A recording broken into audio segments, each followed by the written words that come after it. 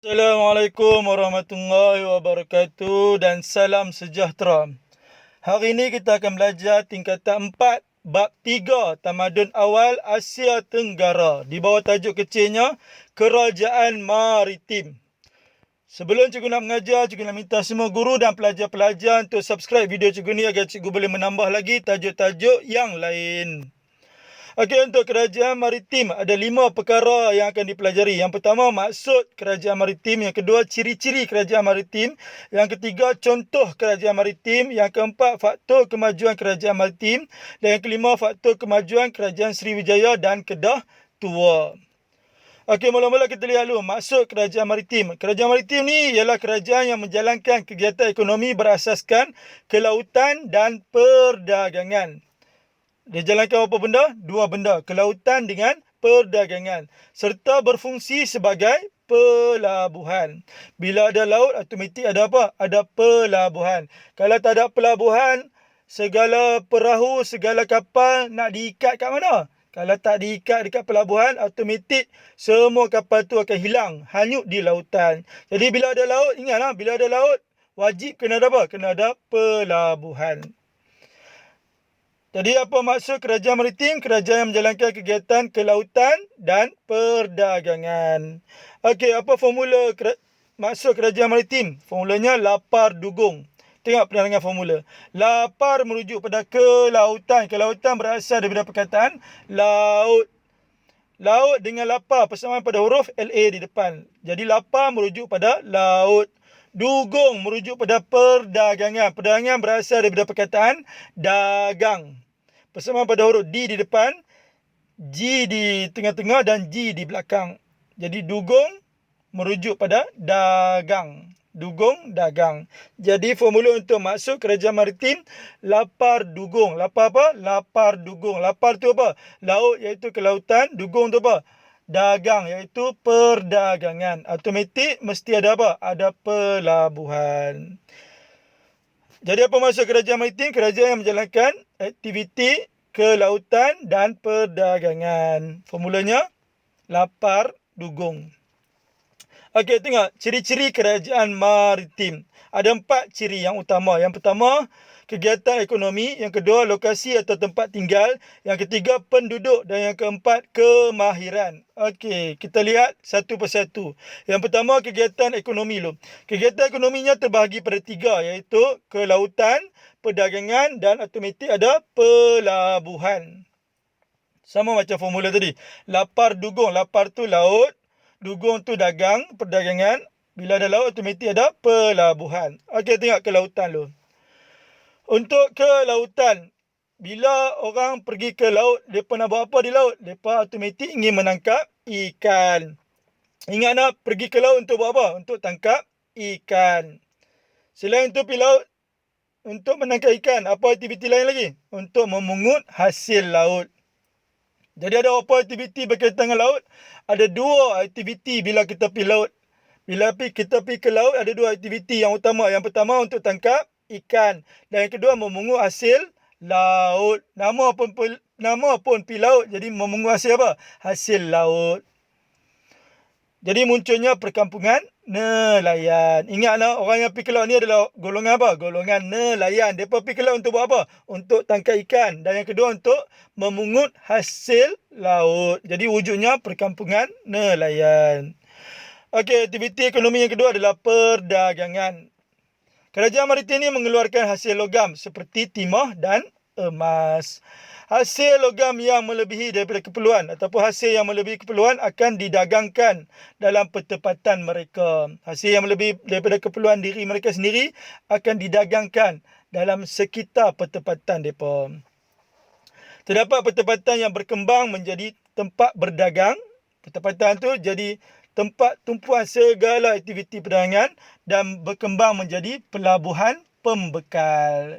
Pasal apa jadi pelabuhan pembekal? Sebab semua aktiviti perdagangan dilakukan dekat pelabuhan. Maritim ni mesti berkaitan dengan pelabuhan. Pasal apa mesti ada pelabuhan? Sebab mereka berkaitan dengan kelautan dan perdagangan. Kelautan mesti ada apa? Ada pelabuhan.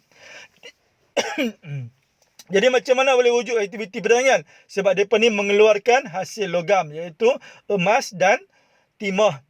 Lebihan daripada keperluan mereka sendiri akan menyebabkan segala pengeluaran mereka didagangkan. Sebab tu ada pertempatan yang berkembang menjadi tempat perdagangan. Dan last sekali berkembang menjadi pelabuhan pembekal.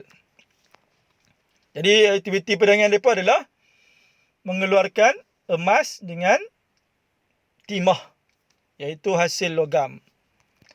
Okey, dan aktiviti ekonomi mereka yang ketiga iaitu pelabuhan. Pelabuhan terbahagi pada 3, iaitu pelabuhan pembekal, pelabuhan kerajaan dengan pelabuhan interport.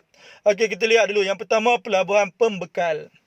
Pelabuhan pembekal ni membekalkan hasil tempatan, iaitu hasil laut, makanan kepada pedagang, hasil hutan seperti gaharu, rotan dan damar, dan last sekali hasil logam seperti emas dan timah. Jadi formula untuk hasil yang diperbekalkan, lapar makanan hitam legam. Tengok, lapar merujuk pada laut, bersama pada huruf LA di depan. Lapar, laut. Makanan merujuk pada makanan juga. Hitam merujuk pada hutan, bersama pada huruf H di depan dengan TA di tengah. Hitam, hutan.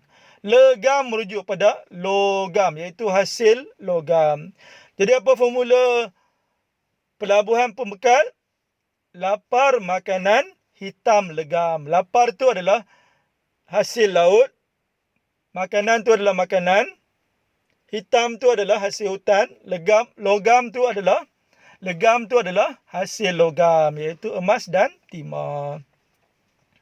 Ini menjadikan pelabuhan pembekal ni sebagai tempat persinggahan bagi pedagang-pedagang untuk mendapatkan bekalan tersebut. Nama apa? Pembekal. Jadi nak dapatkan bekalan yang dipersediakan. Apa formula bekalan daripada tadi? Lapar makanan hitam legam, iaitu hasil laut, makanan, hasil hutan dan juga legam, hasil logam. Okey, yang kedua lihat pelabuhan kerajaan. Pelabuhan kerajaan ni asalnya adalah pelabuhan pembekal, di mana pedagang singgah untuk berdagang dengan kawasan sekitarnya atau penduduk tempatan seperti pedagang dari Siam, China dan India. Negeri diwujudkan hasil perkembangan pertempatan, manakala pelabuhan kerajaan diwujudkan hasil perkembangan pelabuhan seperti pelabuhan Kedah Tua dan pelabuhan Sriwijaya. Jadi apa formula untuk pelabuhan kerajaan? Apa sal dugong curi kera? Apa sal dengan dugong ni pergi curi kera? Jadi lihat penerangan formula. Apa sal merujuk pada asal, bersama pada huruf A di depan dan juga sal di belakang. Apa sal? Asal. Dugong merujuk pada pedagang. Pedagang berasal daripada perkataan dagang. Dagang diubah menjadi dugong. Jadi dugong merujuk pada dagang, iaitu pedagang. Curi merujuk pada negeri. Negeri ada 3 sebutan. Negeri. Cikgu ambil sebutan lahnya, iaitu ri. Jadi curi merujuk pada negeri. Persamaan sebutan lahnya iaitu ri. Kera merujuk pada kerajaan. Kerajaan ni ada 4 sebutan. Kerajaan. Cikgu ambil 2 sebutan pertama, iaitu kera. Jadi kera merujuk pada kerajaan. Jadi apa formula untuk pelabuhan kerajaan? Apa sal dugong, curi, kera. Apa sal merujuk pada asalnya sebagai pelabuhan pembekal. Dugong merujuk pada pedagang. Pedagang singgah untuk menjalankan aktiviti perdagangan dengan kawasan sekitarnya seperti pedagang dari Siam, China dan juga India. Apa sal dugong? Curi. Curi merujuk pada negeri diwujudkan hasil perkembangan pertempatan. Kera merujuk pada pelabuhan kerajaan wujud hasil perkembangan pelabuhan. Jadi apa formula untuk pelabuhan kerajaan? Apa sal dugong curi kera? Apa formula untuk pelabuhan pembekal? Lapar makanan hitam legam. Okey, last sekali lihat pelabuhan interport.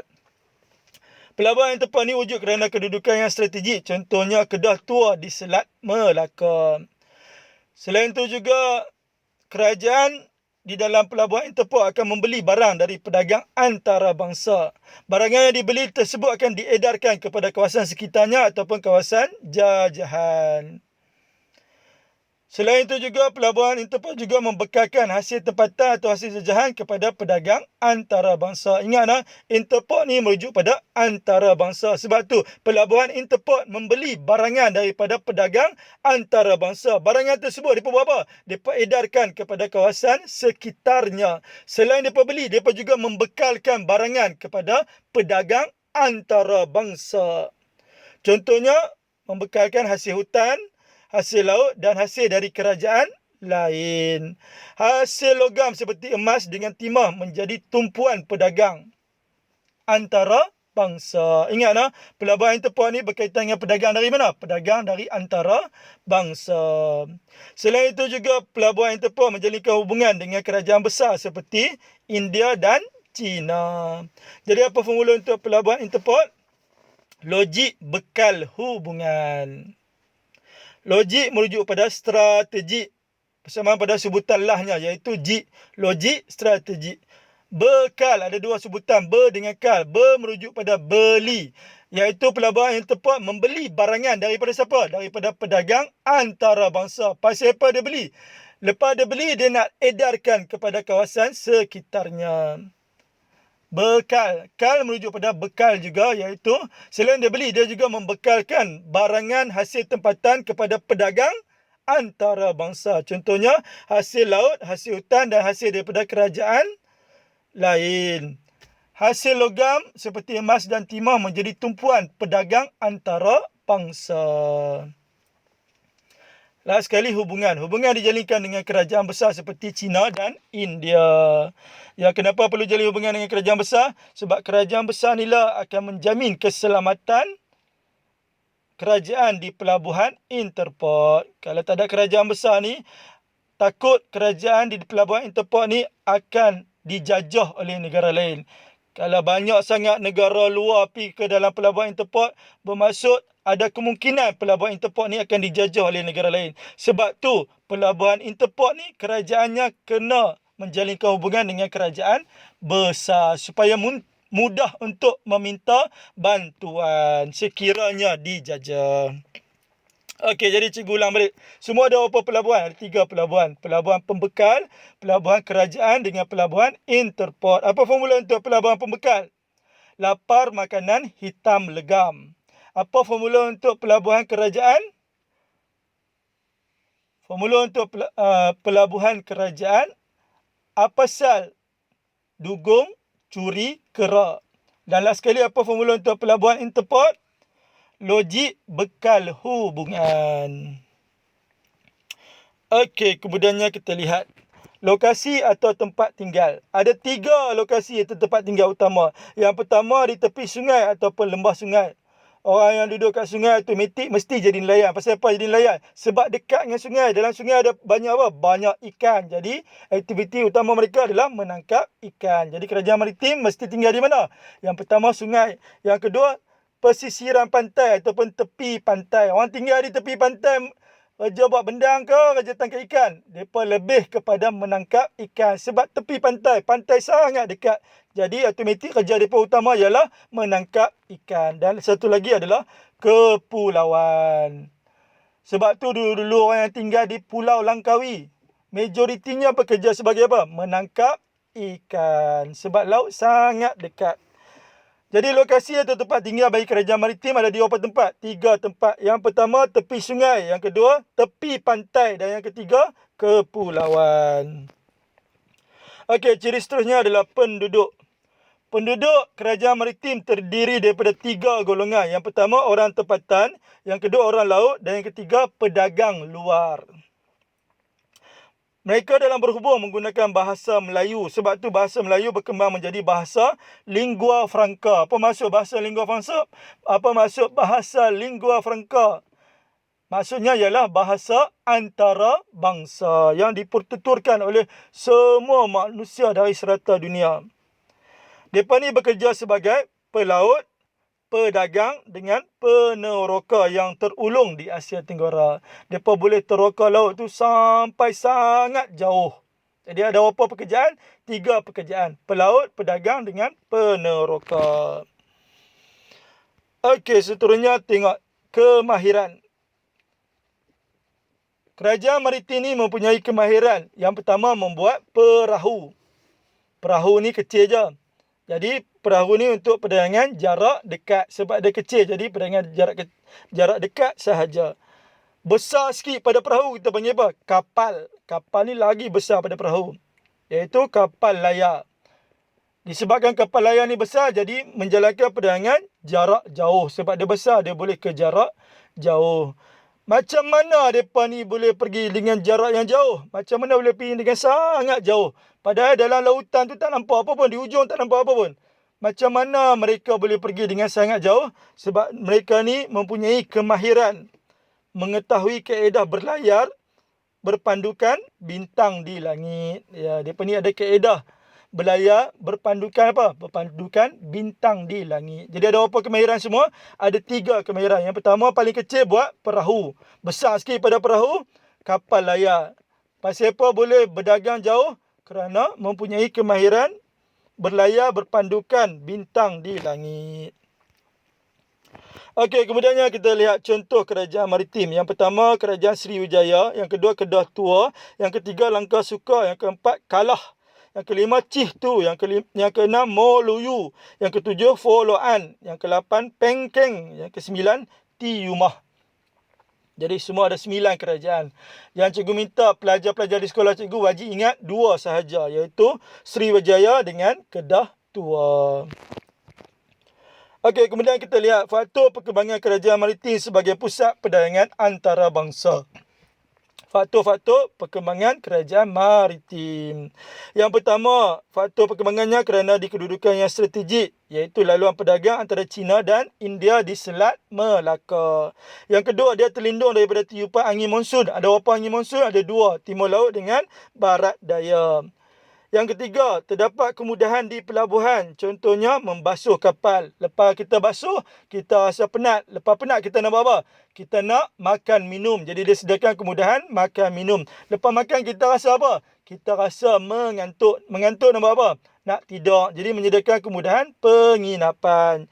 Jadi, semua ada apa kemudahan? 3 kemudahan. Yang pertama, basuh kapal, makan, minum. Last sekali, penginapan. Selain itu juga dia mempunyai pelabuhan pembekal. Pembekal ni merujuk pada membekal apa? Bekal barang. Ada 2 jenis barangan. Yang pertama, barangan daripada dalam negara. Yang kedua, barangan daripada luar negara. Tengok, barangan daripada dalaman. Contohnya, membekal makanan, kayu dan juga biji timah. Barangan dari negara luar seperti Arab, emas, China, sutera, India, rempah. Jadi apa formula untuk faktor perkembangan kerajaan maritim? Formulanya, logik tak mandi, mudah besarkan badan. Mudah tak besarkan badan? Ya, mudah. Jadi logik ke tak logik? Logik. Formulanya apa? Logik tak mandi, mudah besarkan badan. Logik merujuk pada strategik. Persamaan pada sebutan lelahnya iaitu G. Tak merujuk pada tiupan. Persamaan pada huruf di depannya T. Tak merujuk pada tiupan. Mandi merujuk pada monsun. Persamaan pada huruf M di depan. Mandi, monsun. Mudah merujuk pada kemudahan. Kemudahan berasal daripada perkataan mudah. Jadi mudah merujuk pada kemudahan. Besarkan merujuk pada pembekal. Pembekal berasal daripada perkataan bekal. Persamaan pada huruf BE di depan. Jadi besar merujuk pada bekal. Jadi besarkan merujuk pada pelabuhan pembekal. Badan merujuk pada barangan. Barangan berasal daripada perkataan barang. Apa persamaan barang dengan badan? Persamaan pada huruf BA di depan. Jadi badan merujuk pada barang. Ada berapa jenis barang? 2 jenis barangan. Barangan daripada dalam dengan barangan daripada negara luar. Jadi apa formula faktor perkembangan kerajaan maritim sebagai pusat perdagangan antarabangsa? Logik tak mandi, mudah besarkan badan. Logik tu apa? Strategi, kedudukan strategi antara laluan China dan India di Selat Melaka. Tak mandi. Tak mandi merujuk pada tiupan angin monsun. Tak mandi iaitu tiupan angin monsun. Timur laut dengan barat daya. Mudah merujuk pada kemudahan. Basuh kapal, makan minum, penginapan. Besarkan merujuk pada bekal, pelabuhan pembekal. Badan merujuk pada barang. Ada dua jenis barang. Barangan daripada dalam dengan barangan daripada negara luar. Barangan daripada dalam ialah makanan, hasil kayu dengan biji timah. Barangan daripada negara luar, Arab, emas, Cina, sutera, India, rempah. Okey, seterusnya kita lihat faktor kemajuan ataupun ciri-ciri kerajaan Sriwijaya. Sriwijaya, no? Tengok, dia sama juga dengan faktor kemajuan kerajaan maritim. Formulanya pun hampir sama. Kita lihat satu persatu dulu. Yang pertama, kedudukan strategik. Bila disebut kedudukan strategik, mesti laluan antara China dan India di mana? Di Selat Melaka. Yang kedua, terlindung daripada tiupan angin monsun. Berapa angin monsun? 2, timur laut dengan barat daya. Yang ketiga, kemudahan di pelabuhan. Berapa kemudahan? 3, basuh kapal, makan minum, penginapan. Okey, yang keempat, bala tentera yang kuat. Kerajaan Sriwijaya ni ada apa? Ada bala tentera yang kuat. Bala tenteranya terdiri daripada rakyat dengan orang laut. Apa tugas bala tentera? Yang pertama, mengawal aktiviti perdagangan di Selat Melaka. Yang kedua, mengawal keselamatan kerajaan. Yang ketiga, menjalankan aktiviti perluasan kuasa. Jadi ada berapa tugas bala tentera dia? Ada 3 tugas bala tentera lautnya. Yang pertama, mengawal aktiviti perdagangan. Yang kedua, mengawal keselamatan kerajaannya. Dan yang ketiga, melakukan aktiviti perluasan kuasa. Last sekali adalah barang dagangan. Barang dagangannya dibekalkan dari kawasan pemerintahannya dan juga dibekalkan dari kawasan tanah jajahannya. Jadi ada berapa barang dagangan? Ada daripada 2 tempat. Yang pertama, kawasan pemerintahannya. Dan yang kedua, kawasan tanah jajahannya. Jadi formula untuk faktor kemajuan kerajaan Sriwijaya, logik tak mandi, mudah bela badan. Logik merujuk pada strategi, persamaan sebutan lahnya jik. Tak merujuk pada tiupan. Mandi merujuk pada monsun. Jadi tak mandi merujuk pada tiupan angin monsun. Mudah merujuk pada kemudahan. Bela merujuk pada bala. Persamaan pada huruf B di depan dan sebutan lahnya la. Bela merujuk pada bala, iaitu bala tentera laut yang kuat. Apa tu? Ada berapa tugas dia? Ada 3. Yang pertama, mengawal aktiviti perdagangan. Yang kedua, mengawal keselamatan kerajaan. Dan yang ketiga, melakukan aktiviti perluasan kuasa. Last sekali, badan. Badan merujuk pada barang. Barang dagangan didapat daripada kawasan mana? 2 kawasan. Kawasan pemerintahan dengan kawasan tanah jajahan. Jadi apa formula faktor kemajuan kerajaan Sriwijaya? Logik tak mandi, mudah bela badan. Kalau tadi faktor perkembangan kerajaan maritim sebagai pelabuhan interport ataupun faktor kemajuan kerajaan maritim sebagai perdagangan antarabangsa. Faktor kemajuan kerajaan maritim apa formulanya? Logik tak mandi, mudah besarkan badan. Kalau faktor kemajuan Sriwijaya, logik tak mandi, mudah bela badan. Bela merujuk pada apa? Bala tentera laut yang kuat. Okey, last sekali tengok faktor kemajuan ataupun ciri-ciri kerajaan Kedah Tua. Dia sama juga dengan faktor kemajuan kerajaan maritim dengan faktor kemajuan Sriwijaya. Tengok, formulanya pun hampir sama. Yang pertama, faktor kemajuan Kedah Tua adalah kedudukan strategik. Bila disebut kedudukan strategik, mestilah laluan antara China dan India di mana? Di Selat Melaka. Yang kedua, terlindung tiupan angin monsun. Berapa angin monsun? 2, barat daya, timur laut. Yang ketiga, kemudahan di pelabuhan. Kemudahan yang pertama ada bawa apa? Basuh kapal. Lepas basuh, makan minum. Dalam sekali, penginapan. Tengok yang keempat, terdapatnya Gunung Jerai. Betul ke Kedah ada Gunung Jerai? Ya, gunung tertinggi di negeri Kedah, gunung apa? Gunung Jerai. Apa guna Gunung Jerai? Yang pertama, panduan kepada kapal dagang yang keluar masuk. Ya, panduan kepada kapal dagang. Dan yang kedua, kapal dagang ni keluar masuk kalau waktu malam, mereka nyalakan api. Jadi ada apa fungsi Gunung Jerai? 2. Yang pertama, panduan kepada kapal dagang yang keluar masuk. Yang kedua, terutamanya pada waktu malam, melalui nyalaan api. Okey, yang kelima, kekayaan hasil hutan. Contohnya, damar, rotan, gaharu. Dan last sekali, kekayaan hasil bumi ataupun hasil logam seperti emas dengan timah. Jadi ada apa kekayaan?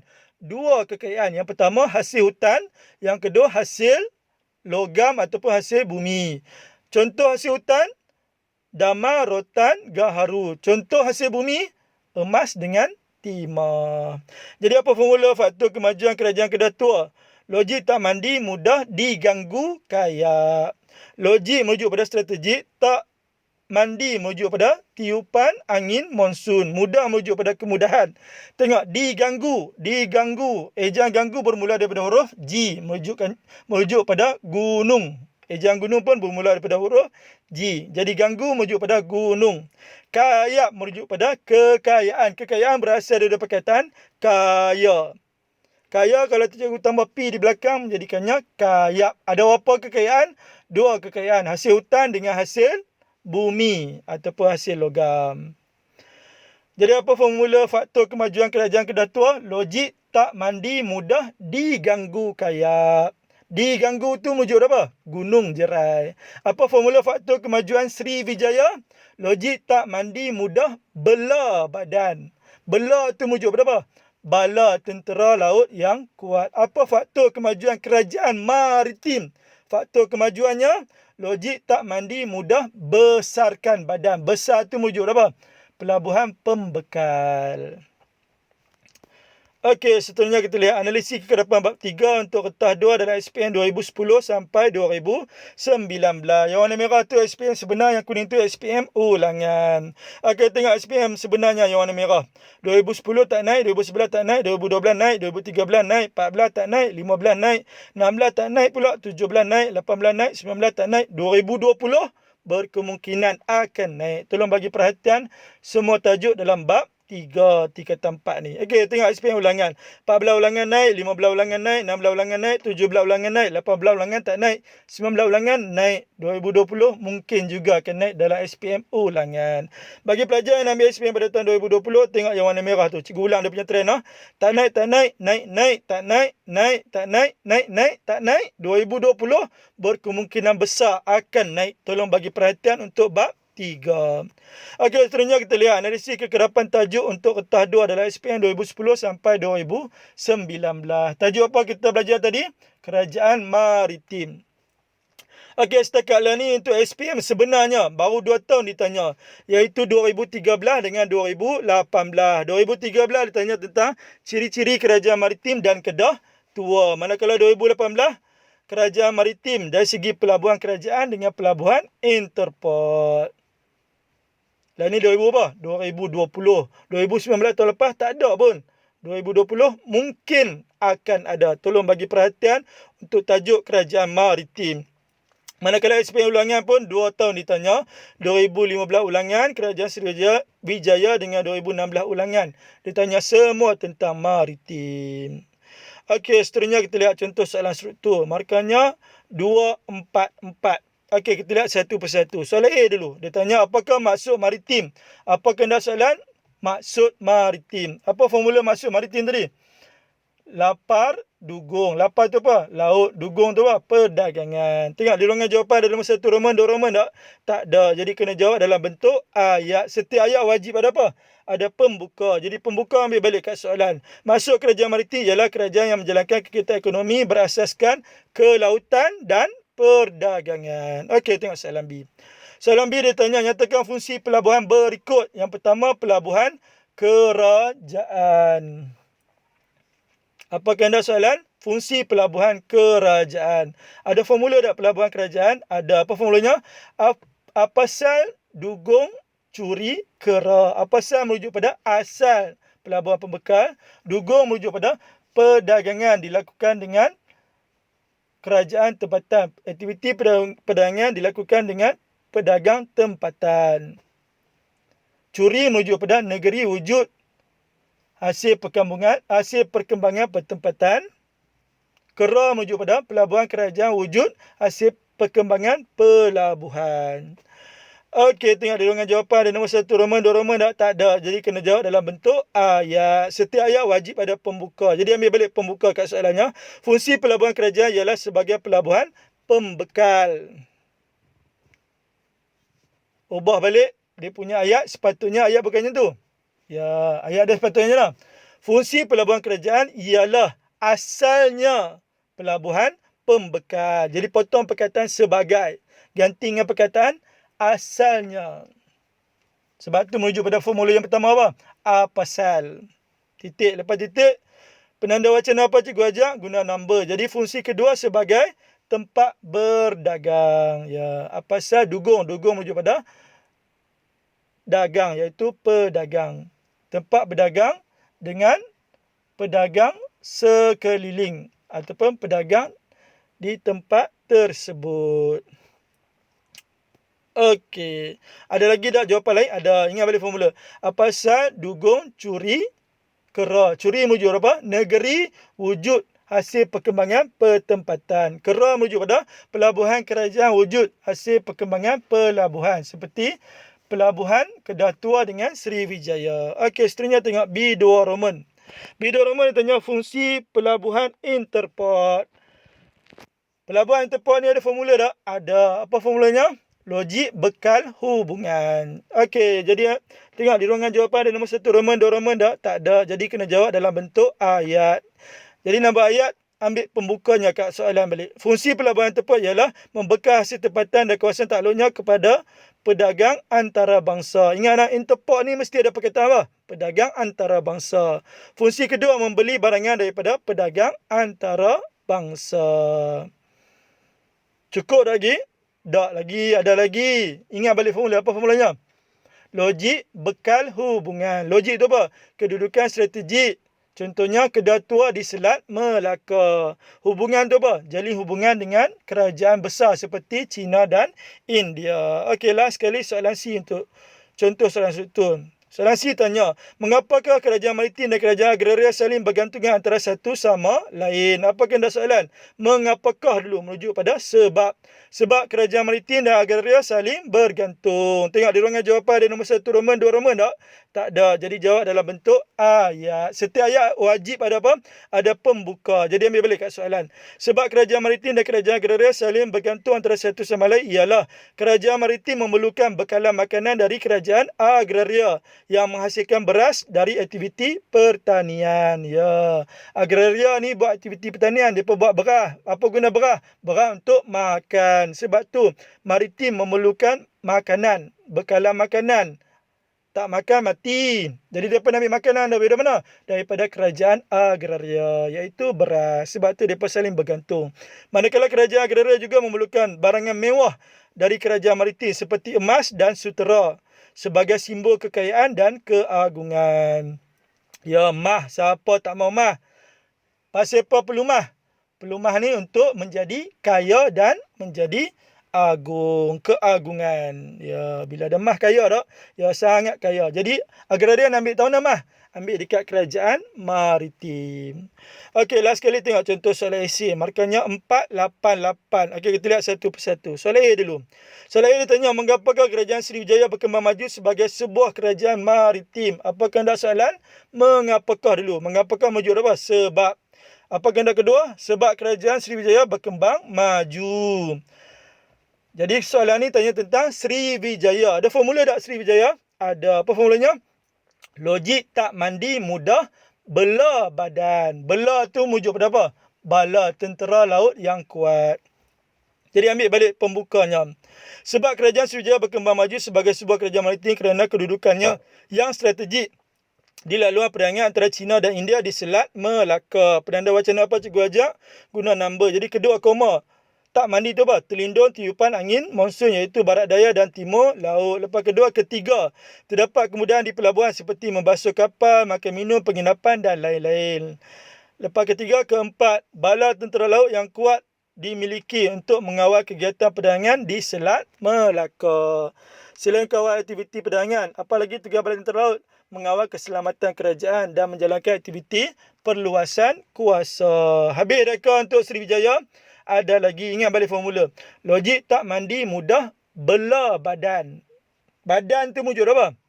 Barang dagangan. Barang dagangan didapat daripada berapa kawasan? 2 kawasan. Kawasan pemerintahannya dengan kawasan tanah jajahannya. Okey, tengok soalan B. Soalan B tanya, terangkan faktor yang menyumbang kepada perkembangan kerajaan Kedah Tua. Apa kehendak soalan? Faktor perkembangan kerajaan Kedah Tua. Bila disebut Kedah Tua, ada formula tak? Kalau Srivijaya tadi apa formula dia? Logik tak mandi mudah bela badan. Tu Srivijaya. Kalau Kedah Tua apa formulanya? Hampir sama juga. Logik tak mandi mudah diganggu kayak. Pasal apa diganggu? Diganggu merujuk pada Gunung Jerai. Okey, jadi ambil balik pembukanya. Faktor yang menyumbang kepada perkembangan kerajaan Kedah Tua ialah terletak kedudukan yang strategik di laluan perangan antara India dan China di Selat Melaka. Penanda wacana cikgu guna. Kedua, koma. Terlindung daripada tiupan angin monsun iaitu barat daya dan timur laut. Lepas kedua, ketiga, koma. Terdapat kemudahan di pelabuhan seperti membasuh kapal, makan minum, penginapan dan lain-lain. Lepas ketiga, keempat. Terdapatnya Gunung Jerai yang dijadikan sebagai panduan kepada kapal dagang yang keluar masuk terutamanya pada waktu malam melalui nyalaan api. Lepas keempat, kelima. Kekayaan hasil hutan seperti dama, rotan, gaharu dan lain-lain. Lepas kelima, keenam. Satu lagi kekayaan apa? Kekayaan hasil logam ataupun bumi seperti timah dan emas. Okey, last sekali tengok soalan C. Pada pendapat anda, apakah langkah yang perlu diambil oleh kerajaan untuk memajukan bidang maritim di negara kita? Apa kehendak soalan? Langkah memajukan bidang maritim di negara kita. Okey. Jadi ambil balik dia punya pembuka. Langkah yang perlu diambil oleh kerajaan untuk memajukan bidang maritim di negara kita ialah membina pelabuhan di kawasan yang strategik yang menjadi laluan utama kapal dagang dari seluruh dunia ke negara China dan India. Contohnya, membina pelabuhan di kawasan kepulauan yang terlindung daripada tiupan angin monsun dan barat daya. Hal ini menjadi tarikan kepada pedagang untuk singgah. Kesannya pelabuhan di negara kita akan terus berdaya saing setanding dengan pelabuhan-pelabuhan utama lain di dunia dan Asia Tenggara. Ya. Untuk soalan kebat yang terakhir ni selalu cikgu ajar ada 4 perkara. Ada isi, ada huraian. Huraian bermula perkataan hal ini. Kemudian ada contoh. Contoh bermula perkataan contohnya. Dan yang keempat ada kesan. Bermula perkataan kesannya. Okey, tengok isi yang kedua. Penanda wacana apa cikgu ajak? Guna number. Jadi langkah kedua ialah membuat penambahbaikan kemudahan yang lengkap di pelabuhan. Contohnya, menyediakan peralatan berteknologi tinggi. Seperti kren yang mengangkat kontena dari kapal ke pelantar ataupun pelabuhan. Kesannya dapat memudahkan urusan perdagangan yang melibatkan para pedagang. Okey, lepas langkah kedua, langkah ketiga ialah menyediakan tenaga kerja yang mahir atau cekap di pelabuhan. Huraiannya, hal ini dengan cara memperkenalkan banyak kursus berkaitan dengan pengurusan pelabuhan di universiti dalam negara. Contohnya, Diploma Pengurusan Perkapalan dan Pelabuhan di Institut Teknologi Maritim Belanda. Ataupun sekarang ni di UKM pun dah ada, Universiti Kebangsaan Malaysia. Kesannya, pengurusan pelabuhan menjadi lebih cekap dan sistematik. Tips cikgu nak bagi di sini, sekiranya soalan tanya langkah memajukan bidang maritim, boleh tak kita nak ambil balik? Ikut jawapan bagi formula kerajaan Srivijaya dengan Kedah Tua. Boleh. Apa formula kerajaan Srivijaya tadi? Logik tak mandi, mudah. Dua-duanya ada logik tak mandi sampai mudah.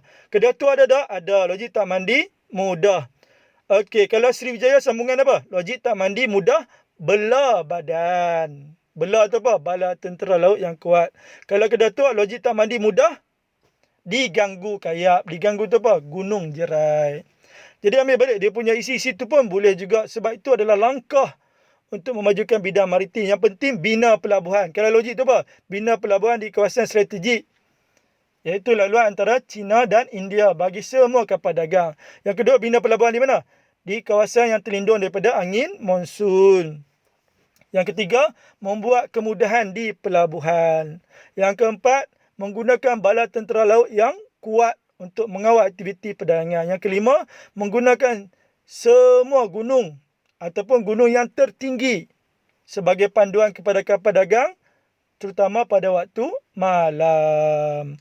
Ambil balik dia punya jawapan pun tak apa. Kalau nak guna membekas segala kekayaan yang ada seperti hasil bumi dengan hasil hutan, boleh. Sama macam Kedah Tua. Kalau satu lagi membekal barangan daripada kawasan pemerintahan dan juga tanah jajahannya, boleh juga. Ambil je jawapan. Yang penting pelabuhan ataupun aktiviti maritim negara kita makin maju. Bila kita bekalkan segala kekayaan negara kita, pedagang daripada luar akan mai tak ke pelabuhan negara kita? Ya, akan mai. Jadi aktiviti maritim akan maju tak? Sangat maju. Okey, hanya sekadar itu sahaja daripada cikgu. Kita jumpa lagi dalam kelas sejarah seterusnya. Permintaan cikgu yang terakhir, tolong subscribe video cikgu ni agar cikgu boleh menambah lagi tajuk-tajuk yang lain. Sekian, wabillahi taufiq wal hidayah. Assalamualaikum warahmatullahi wabarakatuh.